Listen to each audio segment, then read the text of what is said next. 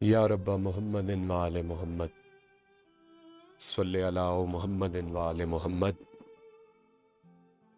و اجل فرج آل محمد صلی اللہ علیہ وآلہ وسلم۔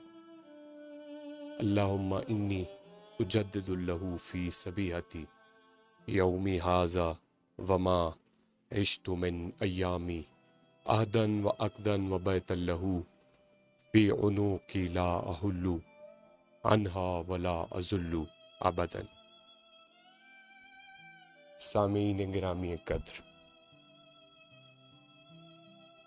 دعائے عہد جس کے بارے میں مولا امام صادق آل محمد علیہ السلام فرماتے ہیں، جو شخص 40 روز صبح کے وقت دعائے عہد پڑھے گا وہ قائم آل محمد علیہ السلام کے مددگاروں میں شامل ہوگا، اور اگر مولا امام زمانہ جل اللہ فرجہ شریف کے ظہور سے قبل مر جائے گا تو خدا اس کو قبر سے نکالے گا تاکہ وہ امام پاک علیہ السلام کی نصرت کر سکے۔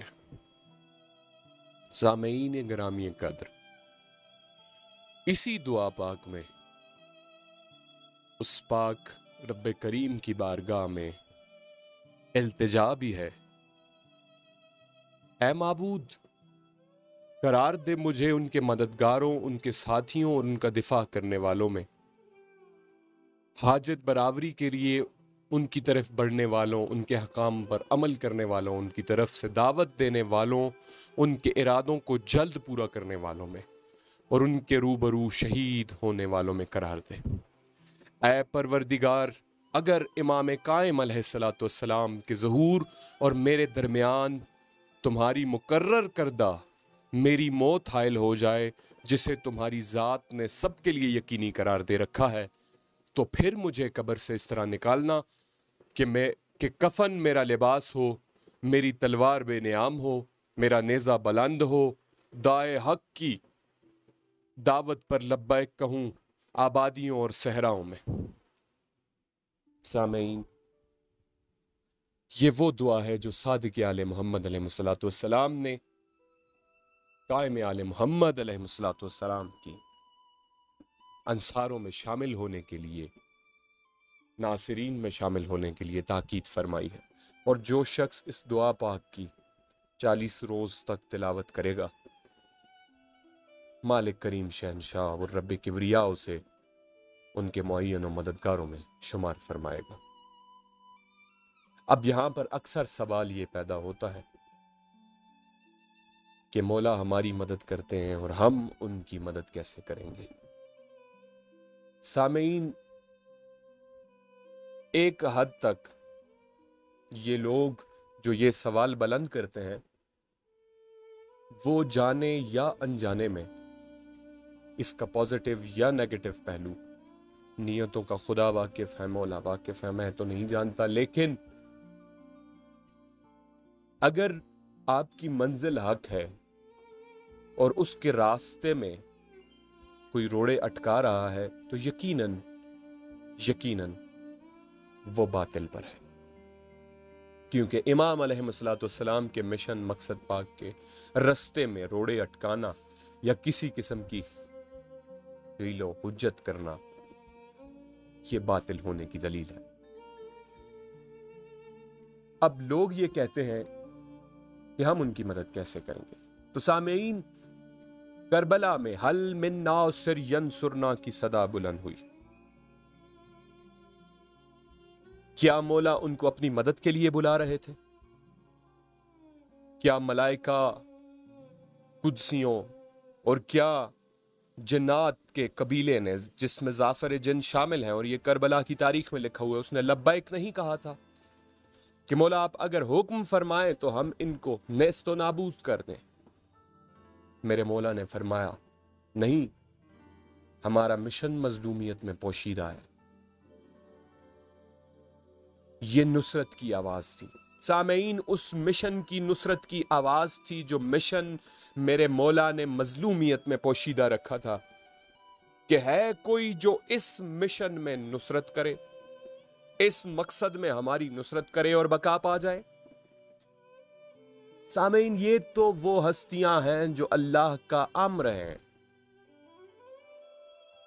اور اللہ کے امر کی وہی صفات ہیں، وہی کمالات ہیں جو اس پاک ذات کے ہیں، جو اس رب کبریا کے ہیں۔ ان حقیقت تو یہ ہے کہ ان پاک ازوات مقدسات علیہ الصلوۃ والسلام کو کسی کی کوئی ضرورت نہیں، لیکن مشن اور مقصد کی نصرت ہماری بقا کے لیے، اور مولا ہمارے انتظار میں ہے، اور اس رستے میں، اس مشن پر کسی قسم کی ہیل و حجت کرنا، یہی تصور کیا جائے گا کہ وہ باطل نظام ہے، اور مولا کے مشن مقصد پاک کے لیے وہ روڑے اٹکا رہا ہے، رستہ روک رہا ہے کسی نہ کسی طریقے سے، خواہ وہ راہ فرار اختیار کر رہا ہے، چاہے وہ اپنے گناہوں کو سامنے رکھ رہا ہے کہ میں تو گنہگار ہوں، میں کہاں ہوں اور مولا کہاں۔ تو یہ معذرت کے ساتھ ان کا فرار ہونے کا طریقہ ہے۔ اور سورہ انفال میں خدا تعالیٰ کی پاک ذات فرماتی ہے، اے رسول، جو تجھ سے منہ موڑے وہ کافر ہے۔ تو پھر حدیث پاک یہ ہے کہ یہ تمام کے تمام یہ پاک ہستیاں محمد ہیں، یہ ایک ذات ہیں صلی اللہ علیہ وآلہ وسلم۔ جو ان سے منہ موڑے گا وہ کافر و مشرک ہے۔ اور پھر حدیث پاک میں ارشاد ہوتا ہے کہ جو اپنے وقت کے امام کی معرفت کے بغیر گیا وہ جاہلیت کی موت مرا، وہ اس کی بقا نہ ہوئی۔ اور پھر قرآن کریم میں ارشاد ہوتا ہے، بقیت اللہ خیر لکم ان کنتم مومنین، خدا کا بقیہ ہی تمہارے لیے خیر ہے۔ آج کے دور کا حسین علیہ الصلوۃ والسلام حل من ناصر ینصرنا کا استغاثہ بلند کر رہا ہے، مگر کیا ہم لبیک یا امام زمانہ کہنے کے لیے تیار ہیں؟ کیوں ہم لوگوں کو سمجھ نہیں آتی کہ ہر آنے والا دن پچھلے دن سے بدتر ہوتا جا رہا ہے، ہر چیز مخالف سمت جا رہی ہے، چاہے وہ مہنگائی ہو، چاہے وہ کسی قسم کی تکلیف ہو، پریشانی ہو، اور اس کا حقیقت میں کوئی بھی حل کسی کے پاس موجود نہیں ہے۔ بات صرف ہمارے ملک تک ہی نہیں محدود، بلکہ پوری دنیا اس مہنگائی اور اس بدترین بدحالی کا شکار ہے۔ اور مجھے تو یہ سمجھ نہیں آتی کہ ہم شیعہ جو اپنے وقت کے امام کو موجود مانتے ہیں، یا تو پھر ہم 11 ائمہ معصومین علیہ الصلوۃ والسلام کے قائل ہیں اور 12ویں پاک شہنشاہ علیہ الصلوۃ والسلام کی معاذ اللہ ولایت یا ان کی امامت کے قائل نہیں ہیں۔ اگر قائل ہیں تو پھر ہمیں یہ پتا ہے یہ کہ ہمارے وقت کے امام موجود ہیں، ہم نے ان کے لیے کیا کیا، کیا ان کی نصرت کے لیے اقدام کیے، کیا کبھی مولا کو یاد کیا، کیا ان سے کبھی رابطہ کرنے کی کوشش کی کہ میرے وقت کے امام ہیں، عادل ہیں، اللہ عادل ہے، امام عادل ہے، جو جتنا ان کے لیے تڑپے گا مولا اس کو اتنا قرب عطا کریں گے، اضطراب، قرب، جذبہ، جوش ہوگا؟ نہیں، حقیقت یہ ہے کہ ہم دنیا میں اس قدر دھنس چکے ہیں کہ ہم نے مذہب کو، اپنے دین کو صرف اور صرف فار گرانٹڈ لیا ہوا ہے۔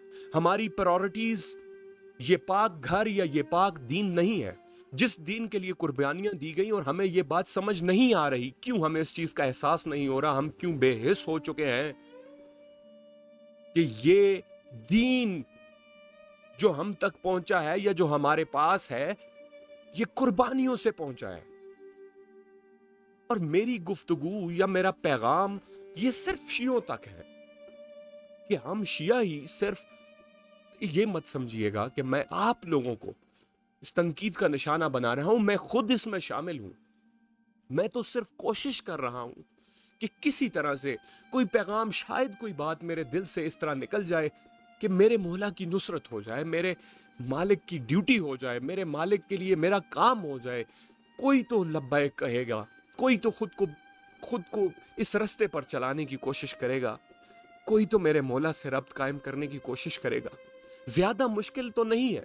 کیا رات کے پہر ہم ننگے فرش پر سجدہ کر کے یہ نہیں کہہ سکتے کہ اے بار الہ، اے پالنے والے، اے پاک ذات، اے رب کبریا، مجھے ہدایت دے. خدایا تو ہدایت دینے والا ہے، اللہ مجھے ہدایت دے. اور ہدایت کا تو وعدہ اس پاک ذات نے کیا نہیں. وہ تو ہدایت اسی کو دیتا ہے جس کو اس کی طلب ہوتی ہے. اور طلب کس کو ہوتی ہے؟ جس میں ایمان کی رتی ہوتی ہے. اب جس میں ایمان کی رتی نہیں، اس کو ہدایت کی طلب نہیں. ہم ایک اپنے کیپسول میں بند ہیں، ایک ہی خول میں بند ہیں. ہم اس خول سے باہر نہیں نکل رہے، اور ہم یہ سمجھتے ہیں کہ ہم صراط مستقیم پر ہیں، اور انجانے میں یا جان بوجھ کر ہمیں معلوم نہیں کہ ہم صراط مستقیم پر نہیں ہیں، کیونکہ ہمیں وقت کے امام کی کوئی پہچان نہیں ہے. ہماری محافل میں، ہماری مجالس میں وقت کے امام کا ذکر نہیں ہے. خدا جانتا ہے ان کے بارے میں کسی کو کوئی پتہ نہیں. اگر کوئی پتہ بھی ہے تو کوئی ہمیں بتا نہیں رہا ہے. کیوں ہم سے کیا سوال نہ ہوگا؟ کیوں یہ وقت کے حسین علیہ الصلوۃ والسلام نہیں ہے؟ ہم کربلا میں یہ دعویٰ تو کرتے ہیں کہ اگر مولا ہم کربلا میں موجود ہوتے تو ہم آپ کے ساتھ ہوتے. تو ذرا ایمان سے بتائیں اور اپنے سر پہ قرآن رکھ کے بتائیں، اگر آپ کربلا میں موجود ہوتے یا میں کربلا میں موجود ہوتا تو ہماری کیا حالت ہوتی؟ خدا کی قسم مجھے یہی نظر آتا ہے کہ ہماری وہی حالت ہوتی جو آج اس وقت ہے. کیونکہ وقت کے حسین ہے نا. کیوں ہم وقت کے حسین کو نہیں پکار رہے؟ کیوں ہم اپنے وقت کے امام سے غافل ہیں؟ اور یہ جانتے ہوئے کہ موت ہمیں صاف دکھائی دے رہی ہے اور دلدل ہمیں صاف دکھائی دے رہی ہے، جس دلدل میں ہم عنقریب دھسنے والے ہیں.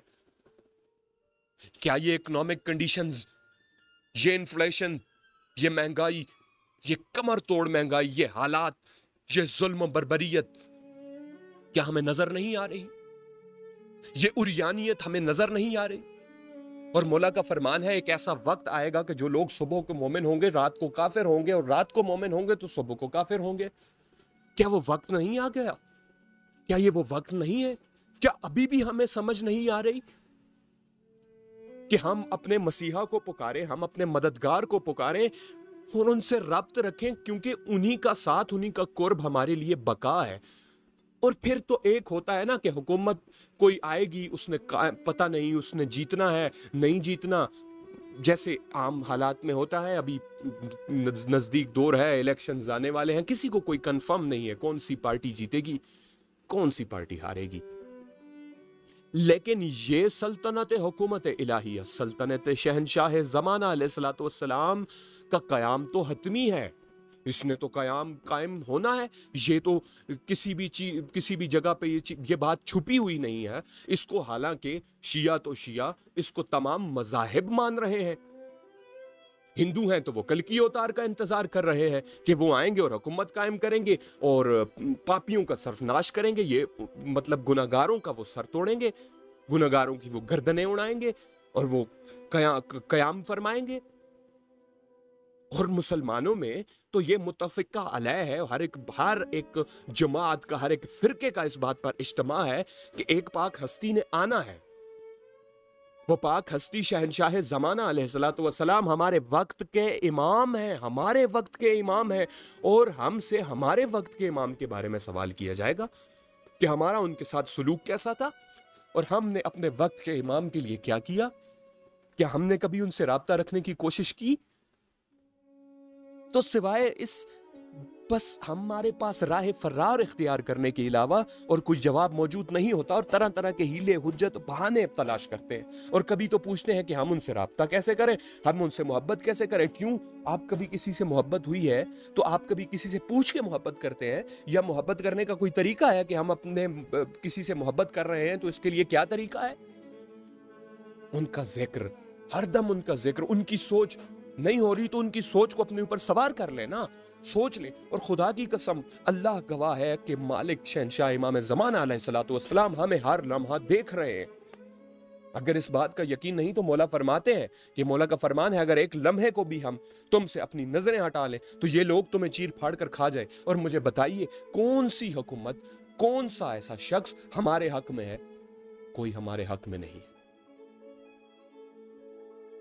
بات صرف اتنی سی ہے کہ جس حکومت کا حتمی قیام ہونا ہے اور جس میں ہمیں امید ہے، امید کیا، کامل یقین ہے، جو اس کے لیے جتنا کام کرے گا اس کو اتنا اس کا صلہ ملے گا. اور پھر تو اوپر سے یہ ہستیاں کریم بھی ہیں, کرم بھی فرمانے والی ہیں. تو کیوں ہم اس حکومت کے لیے کام نہیں کرتے جس کا قیام حتمی ہے اور جس نے قائم ہونا ہے, اور جس نے پوری دنیا, جس پوری زمین اس کے نور سے چمک اٹھے گی, اس حکومت کا قیام ہونا ہے. ہم کیوں اس حکومت کے لیے کام نہیں کرتے؟ کچھ تو کر سکتے ہیں, دعا تو کر سکتے ہیں, کچھ اپنے زندگی کا 1 گھنٹہ, ایک روز 1 گھنٹہ, آدھا گھنٹہ, 10 منٹ تو اپنے امام کے لیے مخلص ہو کر ان کو پکار تو سکتے ہیں نا. پتہ تو ہے نا کہ ہمارے امام ہیں. اور جب ان سے دل لگی کے ساتھ, مخلصی کے ساتھ آپ ان سے کوئی مخلص ہو کر ان کو پکاریں گے تو خدا کی قسم اگلی معرفت تو خود ہی عطا کرنے والی ذات ہے. یہ جو میری زبان چل رہی ہے یہ میرے مولا کا کرم ہے نا. نہیں تو میری کیا اوقات ہے, مجھے تو کچھ بھی معلوم نہیں ہے, میں کیسے بات کر سکتا ہوں. یہ سب تو ان کا کرم ہے, یہ ان کی وجہ سے زبان چل رہی ہے. کبھی ایک لمحے کو کبھی مخلص ہوئے ہوں گے تو میرے مالک نے کرم فرما دیا, میرے مولا کا کرم ہے. پھر ہمیں اس چیز سے گھبرانے کی ضرورت نہیں ہے کہ ہم کسی کو کیا جواب دیں گے یا ہمارے پاس کوئی سوال کا جواب ہوگا. صرف ایک چھوٹا سا کام کرنا ہے, اور وہ کام یہ ہے کہ رات کے کسی بھی پہر تنہائی میں ننگے فرش پر سجدہ ریز ہو جائیں اور اس وحدہ لا شریک ذات, اس رب کبریا کی بارگاہ میں عرض کریں, اے خدایا, اے پالنے والے, تمام تعریفیں تیرے لیے ہیں. خدایا تو آسمان و زمین کا خلق کرنے والا ہے, تو ہمارا خالق ہے. اے رب کبریا ہم پر رحم فرما. خدایا ہدایت دے, اے پروردگارہ ہدایت دے. تیرا زمین پر ہادی موجود ہے, خدایا مجھے ہدایت فرما.